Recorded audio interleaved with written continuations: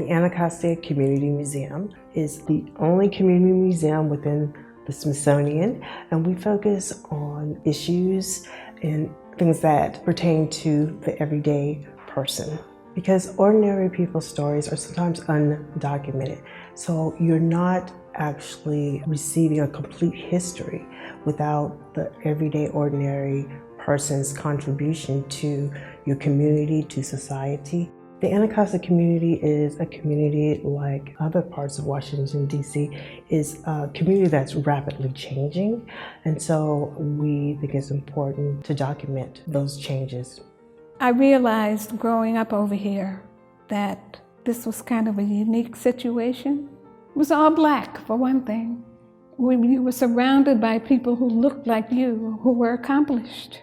There were pharmacies and grocery stores and cleaners and whatever you needed, you could find it in the community, and it was owned by somebody Black. Washington was a very much segregated town.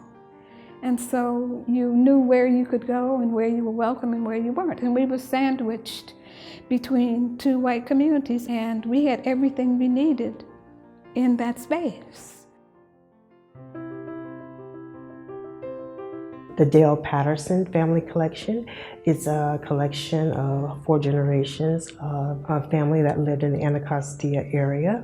And it includes not only the family records, but also the records of individuals who have worked and lived in the area. Individuals that otherwise their contributions to the community might go undocumented.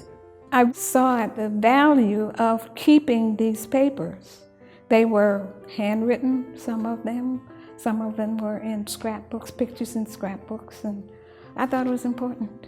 This is the diary of John Henry Dale, the grandfather of Miss Dianne Dale. And what this diary does is actually document day-to-day activities that took place in his life. He starts off first by giving us a very good, clear description of the weather. It's clear, it's cool. And then he moves on to talk about desegregation in the schools in Washington, D.C. And it's just a very short little passage. And he says, schools open, segregation gone with no trouble. And he then moves right into, it was a good day at the store that the family owned. And he talks about family activities, what was going on, who visited him that day. So it's just a good document of someone documenting their day-to-day activities and also incorporating something of national importance dealing with desegregation of schools in our country. If the Anacostia Museum was going to maintain its position in the community as a community expert, then what better than to give them papers from families and people and organizations. What makes the Dianne Dale collection so interesting is that it not only documents her family history, but also community history. And it's very rare that you have all this. And Dianne Dale herself is a community historian.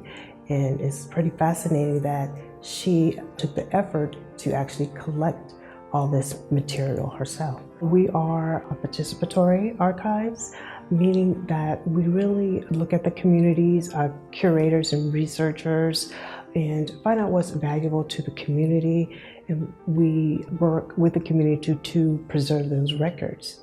The materials that I had were not only relevant to my family, but they showed how the community worked. America needs to know that we made valuable contributions to simple things, and plain ordinary people did extraordinary things.